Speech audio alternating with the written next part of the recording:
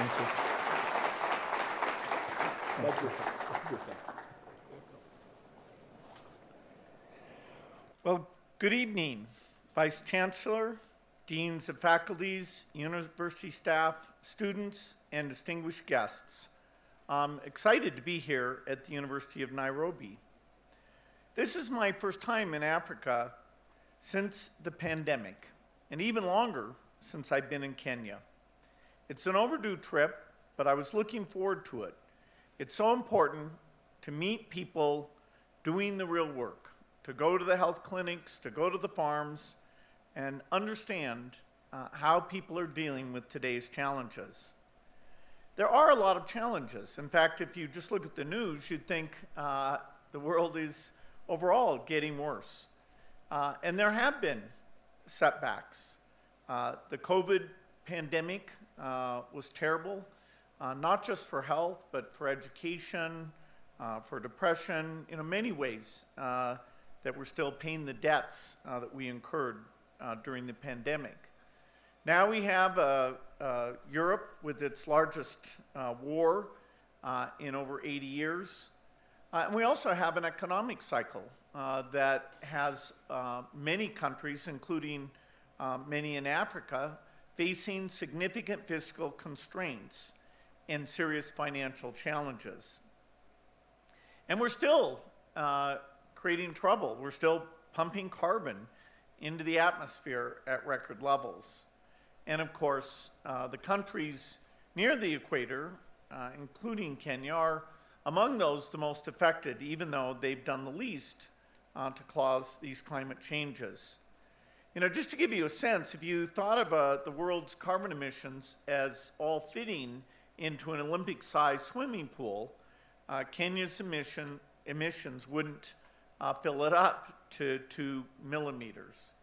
And still, climate change is here. I heard about it from the farmers I saw, and it's clearly in the weather data affecting East Africa. I was out in Makuina County, and I did hear from Mary, who talked about what drought has done and how she's had to shift the way she plants and even the plants that she grows. But she had a very optimistic tone. She took me out to her field and showed me the innovations.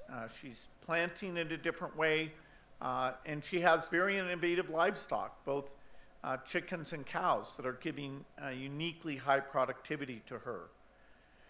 Innovations like her drought-tolerant seeds and improved indigenous chickens are a product of years of research and development, some of which has been led right here in Kenya. It was a good reminder, listening to her, that although we have challenges, and they are persistent challenges, we are capable as humans of having the ingenuity to solve these problems. Many of you in this room are undergraduate students, so you're born at a very exciting time, a time of great opportunity and a time of great need. When I was your age, I knew nothing about global health. I focused my first career entirely on work in software. And it was only as I got into my 40s and I was thinking about giving back that I started to learn about health statistics. Learning about how over 10 million children under 5 died every year and how little was done to prevent that. In Kenya, around the turn of the century, that number was over 10%. But then, we were able to create new vaccines, drive immunization campaigns, R&D, and that has led to amazing progress. For example, in Makueni County, 5 years ago, only about half the babies who were born had a skilled birth attendant.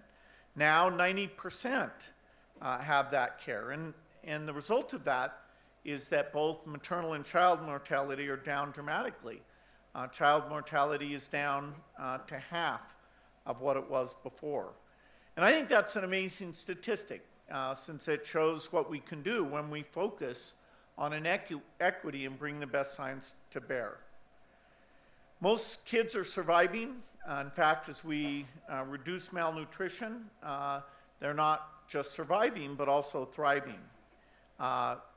In the session I had right before this one, I was together with some amazing students at the Center for Epidemiological Modeling and Analysis. And that work is very impressive. It guides us how to make health investments, guides us in terms of new tools we need to invent. So you all have an opportunity to make a real difference for your communities and for your country. People here are going to take on some big challenges that your generation really needs to solve. And that is why I'm optimistic. Seeing the progress we've been able to make has been a great privilege, but I know we're just at the beginning. Our foundation partners with some amazing organizations here in Africa, and our joint goal is to help everyone live healthy and productive lives.